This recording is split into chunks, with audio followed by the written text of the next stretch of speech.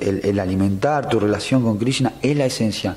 Lo demás es subsecuente o es una necesidad de segundo nivel que debe ser satisfecha, porque hay necesidades. De hecho, desde la Ayurveda no se explica, hay necesidades espirituales, necesidades físicas, necesidades intelectuales o sutiles. Está todo. La información para saber encontrar el equilibrio está. Ahora tenemos que saber cómo aplicarlo. Pero, volviendo acá, tenemos que saber elegir. Al cuerpo yo le doy, ¿no?, unas buenas cantidades de horas, ¿sí? ¿Cuánto le doy yo a mi ser, a mi espiritualidad? Entonces, muchas veces, por ahí, masticamos lo masticado porque elegí algo elegí algo por lo cual dejé de hacer mi práctica espiritual, y ese algo, como no tiene una esencia espiritual, me termina frustrando. Porque lo que le da felicidad al ser, ¿sí?, no es la materia, sino el espíritu. Pero bueno, después vamos a seguir profundizando con ese tópico. Tengo un par de cositas acá para... Es interesante, por favor, ¿sí?, si en algún momento algo no se entiende, ¿sí?, que sea bien dinámico esto, si quieren hacer una pregunta, lo que fuera, ¿sí?, con todo gusto. Vamos a pasar al próximo. Ahora, primero Krishna nos dice, bueno, ahora óyeme hablar. Ahora Krishna empieza a hablar acerca de los 3 tipos de felicidad. Y dice: aquello que al principio puede que sea como un veneno, pero que al final es como un néctar, y que lo despierta a uno en la autorrealización, se dice que es felicidad en el plano de la modalidad de la bondad. Este es el verso más importante de estos 4. Significado por Srila Prabhupada. En la prosecución del proceso de la autorrealización, fíjense la palabra Prabhupada lo vuelve a decir, es autorrealización. Nadie nos va a venir a decir, che, anda a cantar la yapa, che, anda a barrer el templo. Es algo que de nosotros debe salir. Autorrealización. Hay que seguir muchas reglas y regulaciones para controlar la mente y los sentidos, y para concentrar la mente en el ser. Todos esos procedimientos son muy difíciles, amargos como un veneno, pero si uno sigue las regulaciones con éxito y llega a la posición trascendental, comienza a beber un verdadero néctar y disfruta de la vida. Hay una palabra, hay una frase que yo la traje a colación porque creo que es de Rupa Goswami, corríjanme si no, pero Rupa Goswami, creo, corríjanme por favor, decía que hay que morir para vivir. ¿Sí? ¿Puede ser? Bueno. ¿Quién era? No sé, ¿sí?, de dónde es. El voto nace para vivir y muere para nacer y vive para descansar. Es muy amplio el santo nombre, sí. Yo lo que entiendo es que de alguna forma, por la cantidad de creencias, ¿no?, de lo que debe ser y no debe ser, y todos los mandatos que tenemos, ¿no?, desde tantísimas vidas, y mismo en esta misma vida hemos moldeado nuestra psiquis de tal forma, ¿no? Por ahí la Madre Clarisa puede ayudarnos con sus talleres ¿no?, de cómo realmente limpiar, ¿no?, el inconsciente al punto de poder, ¿no?, ver a Krishna en todo. Y para eso hay una limpieza profunda que se debe hacer, y se me fue lo que estaba llamando. Y de alguna forma uno debe aprender a morir en ciertos pensamientos, que lo que único que hacen es separar, ¿sí?, lo que nos une, el amor que nos une. Como dice Krishna, ¿cuáles perlas ensartadas por un hilo? Todos estamos conectados por Krishna. Dios está en cada uno de nuestros corazones. La energía está hecha por el mismísimo Señor Supremo. Entonces, ¿qué es lo que nos separa? ¿Qué es lo que me hace ver que una persona sí, no, que lo que fuera? Son todos nuestros prejuicios, todas esas, ¿no?, tonterías que tenemos en nuestra mente. Hare Krishna. Entonces, para morir, ¿no?, por eso es interesante ¿no? En nuestro proceso de conciencia de Krishna, morir en esos pensamientos y vivir para Krishna, conectando con cada uno de nuestros hermanitos, con cada uno, ¿no? de nuestros maestros, con cada situación. Hay mucho por hablar. Para morir, ¿cómo podemos decirlo? Para llegar a eso, muchas veces en nuestro inconsciente, nuestro ahamkara, nuestro buddhi y manasa, ¿no? Que es el ego falso, nuestro intelecto y nuestra mente, tanto ya tan arraigados a creencias materiales, que hacer austeridades para ir hacia una felicidad trascendental como que nos cuesta renunciar, nos cuesta hacer una austeridad, nos cuesta decir no, hoy, yo qué sé, no sé, hoy voy a hacer ayuno todo el día, yo qué sé. No, pero bueno, perdón, pero que te use ejemplo, me contaba una realización, o sea, cómo a través de ayunos y demás, uno se da cuenta cómo la mente, ¿no? Dispara, ¿no? Y el cuerpo empieza o la mente, mejor dicho, sí, empieza ¿cómo se diría? A enviar señales para que el cuerpo responda, mastique, haga. Es re loco porque decís, pero es cuestión de ponerlo en práctica y ver cómo es que pasa, cómo es que la mente y el intelecto están tan apegados al ego falso, ¿sí? De que necesitamos vivir comiendo y que necesitamos vivir, ¿no? Teniendo vida sexual, que necesitamos tantas cosas externas, superficiales, que no nos podemos, que cuando nos hablan de hacer austeridades, ¿no? De hacer reglas y regulaciones, la mente se friquea. Por eso es bueno tener, creo que, no sé si era, bueno, un gurú que vino hace un tiempo, Bhakti Gauravani Maharaj, creo que decía que el pesimismo puede ser positivo en nuestra vida espiritual. ¿En qué sentido? En que la frustración que hemos tenido, no sé si Ramanuja Prabhu también creo que habla, ¿no? La frustración del mundo material puede ser un aspecto positivo para nuestra vida espiritual. Podemos tomar eso, transformarlo, ¿sí? En fuerza para dejarnos de hinchar y profundizar en la vida espiritual. Entonces, hay una resistencia, pero don't worry, como dice en este verso. Al principio puede ser un veneno, después se vuelve un néctar. Y es algo que lo vamos a realizar de una sola forma. A ver quién me puede decir cómo lo vamos a realizar. Practicándolo. No hay otra manera. Es la única forma, poniéndolo en práctica. También se decía acá, se hablaba, porque también hablando de connotaciones que le damos nosotros, las reglas y regulaciones del proceso de Bhakti, a diferencia de otras reglas y regulaciones que siguen en nuestros procesos por ahí más impersonalistas, donde se tienen que abstener, o sea, nosotros hacemos ayuno con Ekashi, es un chiste al lado, ¿no? de las austeridades que hacen, por así decirlo, materiales, de regulación de los sentidos burdos, los impersonalistas o los yogis místicos que están semanas, meses, años viviendo en condiciones súper austeras, sin comer, en posiciones, ahí en asana noi. Sin embargo, a nosotros nos enseñan que nuestra posición, nuestro asana, no es solamente una posición, ayer hablamos con Prabhu Arjuna también, no es solamente una posición física, sino que es una posición de nosotros para con la vida. ¿Sí?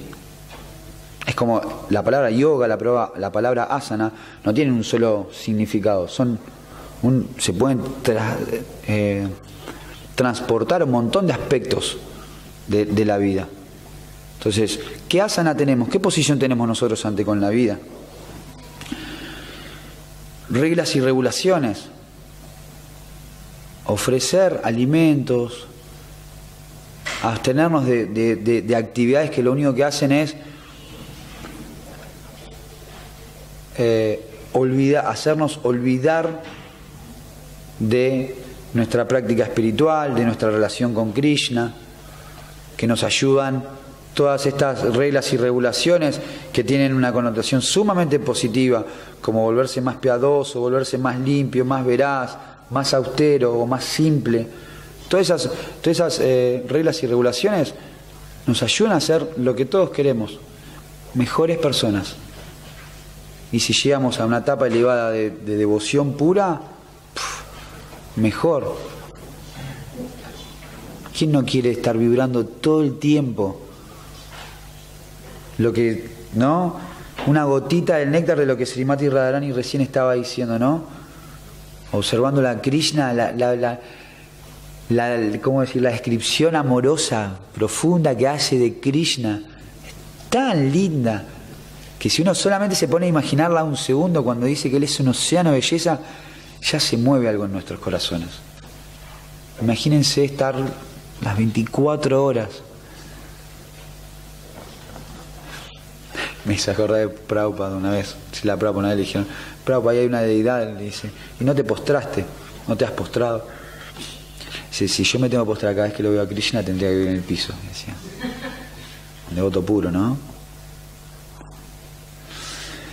Entonces, al principio puede ser difícil, pero debemos ponerlo en práctica. Incluso después de varios años, no sé, yo hace 5 o 6 años estoy practicando y aún así muchas veces se me hace difícil. Pero tenemos ¿cómo? Qué suerte. Sigamos intentándolo. Pero realmente es una bendición por haber sentido gotitas del néctar. Y es eso lo que nos mantiene a todos, esas gotitas de néctar. ¿Qué decías, Prabhu Yanivas? ¿Querías decir algo? No, dijiste algunas veces se me hace difícil. Algunas veces, qué suerte. No todo el tiempo. No todo el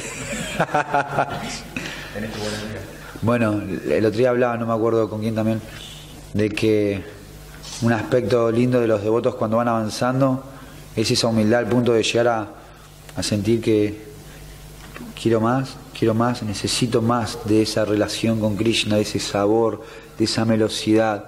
Por eso hoy hablamos de Rupa Goswami, él es el Rasa Acharya, es el gurú de las velocidades devocionales, de amor profundo entre Radha y Krishna. Si queremos sentir eso, debemos leer el Upayamrita y seguir las instrucciones de estos acharyas.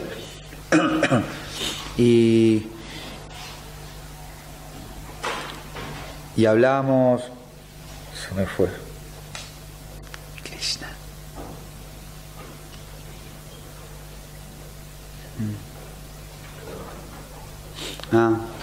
Que también Srila Prabhupada una vez no podía dormir y estaba preocupado. No sé si lo leyeron en una clase, en un día, una noche de Srila Prabhupada, del Prabhupada Lilamrita. Prabhupada estaba como ansioso, preocupado, triste, y un devoto entra al cuarto, le golpea, entra, le dice, Prabhupada, dice, ¿qué te sucede? ¿Estás bien? Y Prabhupada le dice, sí, estoy preocupado, dice, porque, como él, no me acuerdo textualmente, pero él estaba preocupado porque no sabía si todo el servicio que había hecho alcanzaba para satisfacer, aunque sea un poco, a Krishna.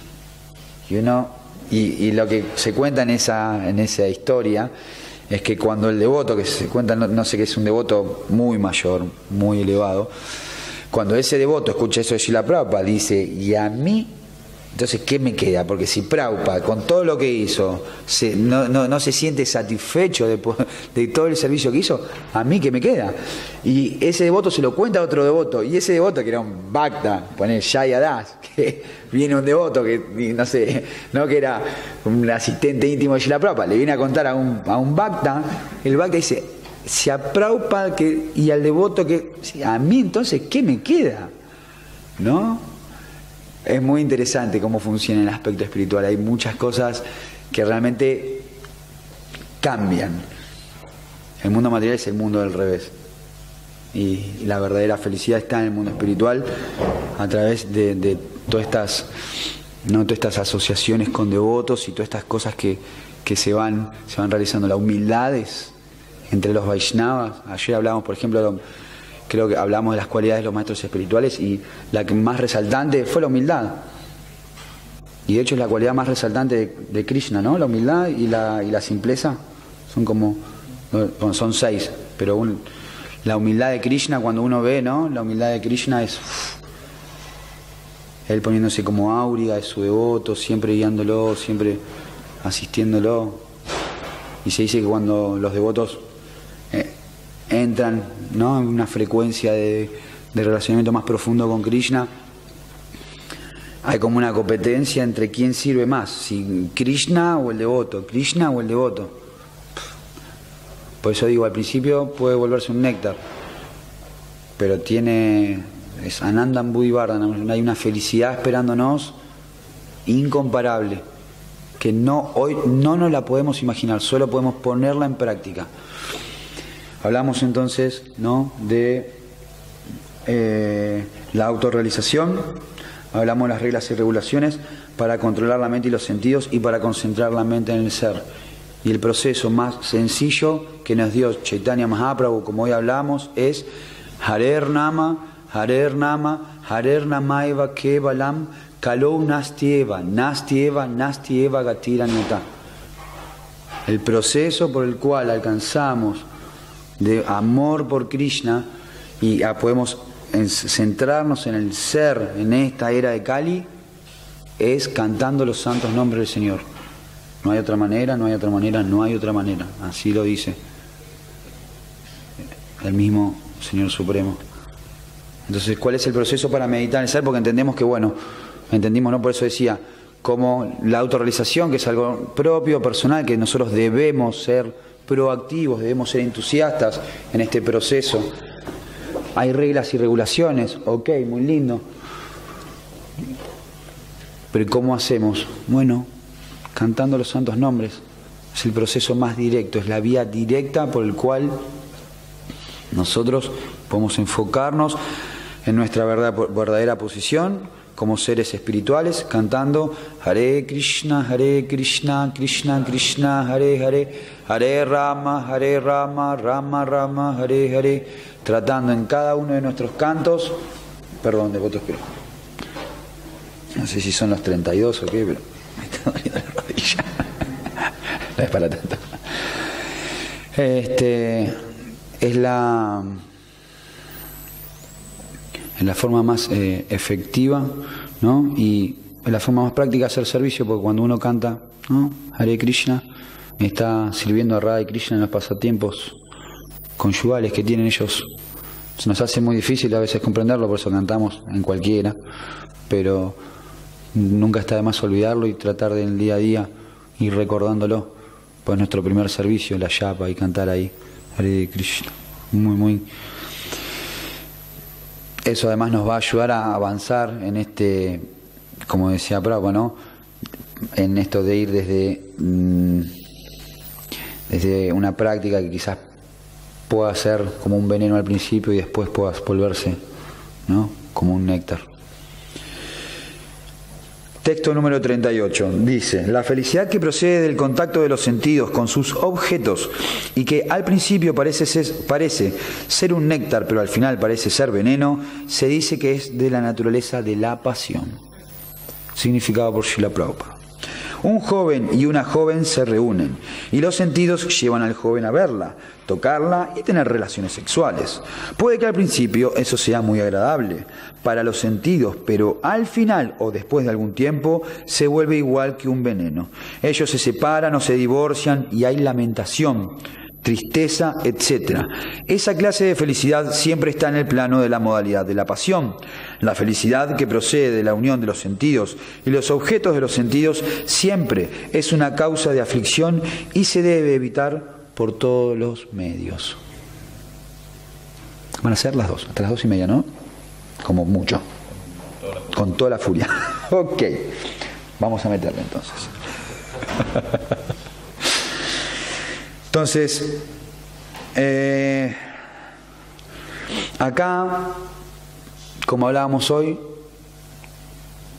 Prabhupada habla acerca de este concepto de masticando lo masticado. Y vamos a limpiar también una connotación que podemos llegar a tener acerca de la sexualidad. Acá nos está hablando de si la sexualidad es buena, es mala. De hecho, Krishna habla acerca de la sexualidad, ¿no? Diciendo que él es la sexualidad que va en... ¿Cómo es? Que no va en, claro, la sexualidad que no va en contra de los principios religiosos. De hecho, para ser devotitos tiene que haber sexualidad. Pero lo que se está dando acá es algo muy bueno que yo aprendí en el libro de Prabhu Mahajan, que todavía no pude hacer su seminario por distintas excusas que se me han presentado, pero algún día lo haré. Y en ese libro yo aprendí algo muy interesante, que es que uno debe aprender que las verdaderas relaciones y principalmente las relaciones de pareja, conyugales, deben ser desarrolladas por admiración y no por impresión. Generalmente, y esto Mahatma Maharaj lo ha enseñado también en un taller de sexualidad que dio en la primera vez, él hablaba de que generalmente nosotros por impresión, ¿no?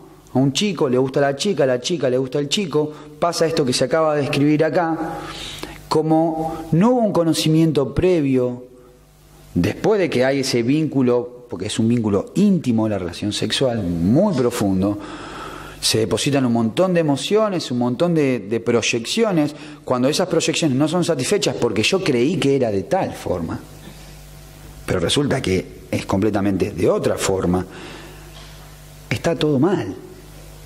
Hay problema, hay separación, frustración y todo esto que se explica acá.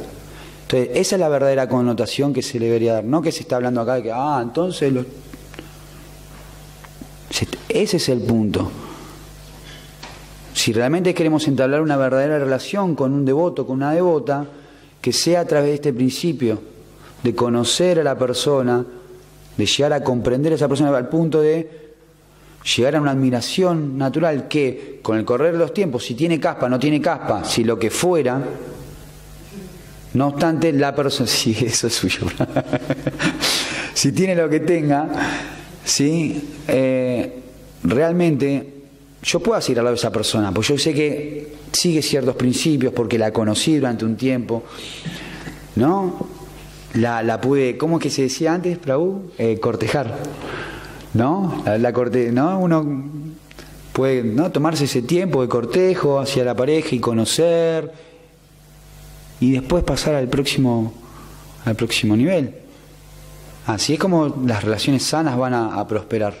Porque volvimos a lo mismo, tantos mandatos, ¿no?, del inconsciente que proyectamos ideales y ¡pum! Y lo puse ahí, y es la mujer perfecta, y después de que me la conocí me di cuenta que no, y ya capaz que estaba hasta las manos, entonces ahora no va, pero ya tenía medio pie adentro puesto de la casa, y ahora ¿cómo hago para sacar el pie de la casa? O sea, hay un problema, ¿no? Y otro punto es que, muy interesante, dice, la felicidad que procede de la unión de los sentidos y los objetos de los sentidos siempre es una causa de aflicción y se debe evitar por todos los medios. Y esto es así. ¿Por qué? Porque los sentidos, cuando hablamos de los sentidos, acá lo que se le está dando es un significado material. Nosotros tenemos sentidos espirituales que están conectados, que son satisfechos solamente en conexión con Krishna y con su misericordia. Pero los sentidos, por lo general, nosotros los satisfacemos burdamente. Entonces, cuando el objeto de los sentidos llega a los sentidos, los satisface solo por un momento, porque la materia, o sea, la necesidad de felicidad y de satisfacción no proviene de la materia. De hecho, la materia es inerte. Este cuerpo hecho de agua, tierra, fuego, aire y éter, ¿sí?, y después los elementos más sutiles como manasa, buddhya, hamkara, todos esos elementos no son satisfechos por la materia, no pueden ser, perdón, me parece que me equivoqué. El deseo de satisfacerse no viene de eso. Claro, ahí está. La materia es inerte, se mueve, existe o vive solo por la jiva, por el alma espiritual. Y es del alma espiritual que viene el deseo. ¿Sí? Entonces, como el deseo es espiritual, si uno lo quiere satisfacer en cualquiera de estos 8 planos o 8 elementos, no va a poder ser satisfecho. Va a ser solamente como un alivio, quizás, porque el alma espiritual en la materia no está todo el tiempo cómoda. Me duele la rodilla, me duele la cabeza, me pica, viene un mosquito, o sea, siempre hay como alguna situación que nos trabaja esto, ¿no? Que como yogis debemos practicar, que es tratar de tener una ecuanimidad ante todas las felicidades y aflicciones del mundo material. Pero la verdadera felicidad no viene de la materia. Entonces, es por eso que se debe evitar pensar, por lo menos, que la felicidad, porque yo hoy tengo este alfajor de maicena en mis manos, voy a ser feliz. Porque yo ahora tengo la mujer de mi vida, que la tengo, pero solamente por eso voy a ser feliz. O porque tengo la casa de mi vida, voy a ser feliz. Todo eso, ¿sí?, uno lo puede aceptar como un regalo de Krishna, como una misericordia especial de Krishna, por darte buenos compañeros, por darte una buena calidad de vida, porque Krishna quiere que vivamos bien. De hecho, en el Srimad Bhagavatam se explica cómo el mundo material Krishna lo crea de tal forma que si nosotros hacemos los sacrificios suficientes y necesarios para que el mundo material está hecho para que uno, con todas las, ¿cómo se llaman?, las kleyas, más allá de las kleyas que son como las incomodidades del mundo material, más allá de eso uno pueda tener una vida medianamente tranquila para avanzar en la vida espiritual. Entonces, estoy hablando de muchas cosas. Es por eso que uno debe hacer hincapié en que la felicidad no viene de los objetos de los sentidos. En la pasión es cuando creemos que sí.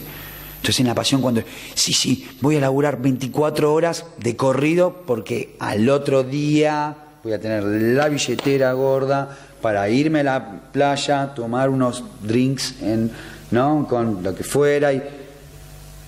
Pero esa felicidad viene solamente desde la pasión. O me gustó esa chica, voy y concreto lo que quería, y después volvemos a esta explicación, tenemos otra vez el rollo. Sin hablar de los hijos no deseados, las enfermedades que se transmiten a través de ¿no? Podemos profundizar, pero hoy estamos hablando acá de los distintos tipos de felicidades. Entonces, la felicidad en la modalidad de la pasión tiene eso, tiene esa como vibra en esa frecuencia. ¿Sí? ¿Está claro hasta ahora? ¿Sí? A ver si había algo más que quería leer acerca de eso. Perfecto. Ya vamos cerrando. Krishna dice, y la felicidad que hace caso omiso de la autorrealización, que es un engaño de principio a fin y que procede del sueño, la pereza y la ilusión, se dice que es de la naturaleza de la ignorancia. ¿Sí? Entonces, bueno, vamos a leer el significado, perdón. Aquel que encuentra placer en la pereza y el sueño, sin duda que está en el plano de la modalidad de la oscuridad o la ignorancia. Y aquel que no tiene idea de cómo actuar y de cómo no actuar, también está en el plano de esa modalidad. Para la persona que está en ese plano, todo es ilusión. No hay felicidad ni al principio ni al final. Para la persona que está en el plano de la modalidad de la pasión, puede que al principio haya algún tipo de felicidad efímera y congoja al final, pero para la persona que está en el plano de la modalidad de la ignorancia, solo hay congoja, tanto al principio como al final. ¿Sí? Es muy explícito. Está bueno esto de que, como decíamos, en la modalidad de la bondad, la felicidad al principio puede ser un veneno y después se vuelve néctar. Es interesante saber que en la modalidad de la pasión, como bien decía recién, al principio puede parecer un néctar, Sí, pero ¿por qué voy a negar esto? ¿Por qué voy a renunciar a esto? Si esto está buenísimo. Pero después se vuelve un veneno. ¿Sí? Y en la modalidad de la ignorancia siempre es ilusión. ¿Sí? Hemos estado y a veces estamos en una modalidad tamásica donde creemos, uy, no, quiero dormir 10 horas más, y creemos que eso está bueno. Cuando pasamos todo el día durmiendo, por lo menos a mí me ha pasado, no me siento bien después de haber estado durmiendo todo el día. Hay casos excepcionales que si tuvieron, ¿no?, 25 días seguidos de servicio, pero que se vuelve una regla, ¿sí?, en el día a día, ese tipo de felicidad, no sé, no, por lo que acá se explica, no es felicidad. O sea, perdón, ahí estoy dando yo mi propia, estoy tiñéndola con mi ego. Se dice que es un tipo de felicidad, sí, pero que está en la modalidad de la ignorancia. Entonces, bueno, una frase que como que se me ocurrió, que es que cuando hay ignorancia, ¿sí?, que es la mayoría de nuestros casos, antes de conocer esta ciencia, ¿no?, antes de leer el Bhagavad Gita, nosotros desconocíamos todo esto. Entonces era normal que estemos en una posición completamente ignorante. Bueno, lo aceptamos, ahora tenemos este conocimiento, ¿sí?, y podemos elegir en qué tipo de felicidad queremos vibrar nosotros. ¿Queremos vibrar en la felicidad, en la modalidad de la ignorancia? Está todo bien. Krishna acá no hace ningún juicio, por eso yo hice un juicio y pido perdón recién. ¿Sí? Sí es felicidad en la modalidad de la ignorancia, y quien quiera elegirlo puede hacerlo. No se recomienda. ¿Por qué? Porque hay un tipo de felicidad mucho más sabrosa, mucho más feliz, mucho más agradable, mucho más propicia para nuestra evolución, ¿no? ¿Cómo? ¿Cuál es esa que es más propicia y más agradable? La felicidad en la modalidad de la bondad, y que también podemos profundizar, porque en realidad hay algo que se llama Vishuddha Sattva. Es una modalidad que es la modalidad de la bondad purificada, pero por ahí lo voy a dejar para otro momento.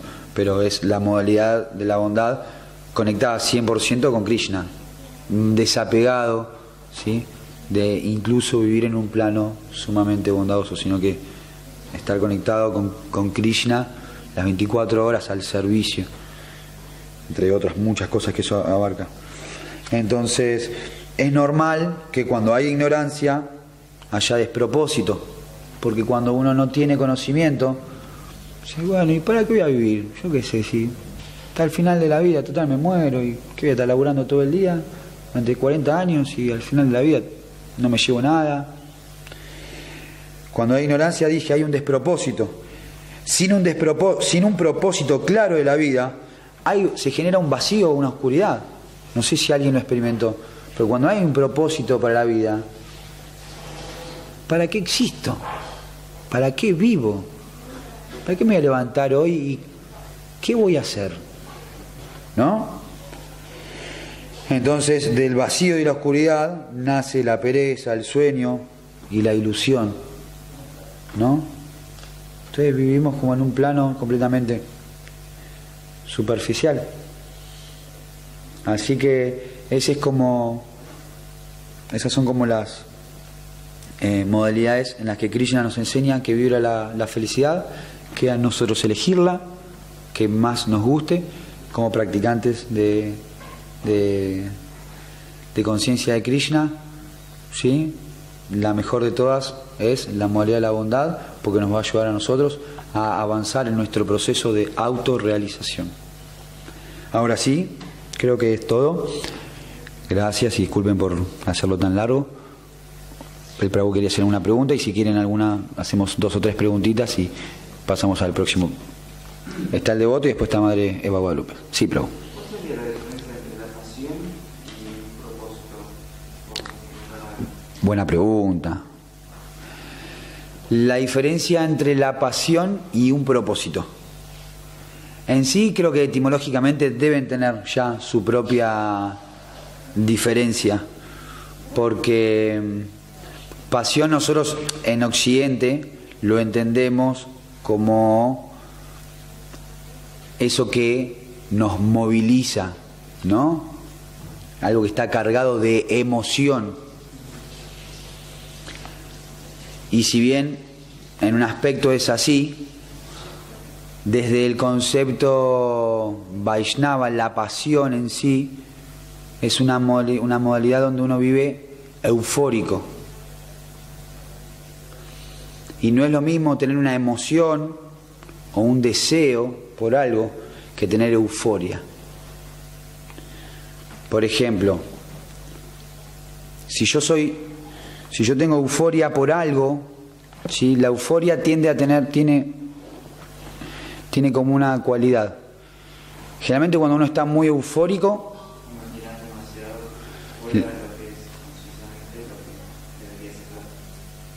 puede ser un punto, claro, uno se vuelve como más fanático.